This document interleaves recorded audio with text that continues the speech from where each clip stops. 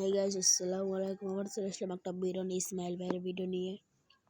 যারা যারা ইসমাইল ভাইকে সাপোর্ট করবেন, টিকটক পেজে লিঙ্ক দেওয়া আছে, ওখান থেকে ইউটিউব চ্যানেল আছে, লিঙ্ক দেওয়া আছে।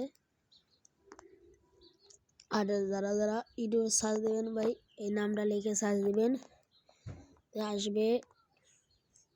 এসে করে বেশি বেশি সাপোর্ট করবেন, সাবস্ক্রাইব করবেন, পাশে থাকবেন।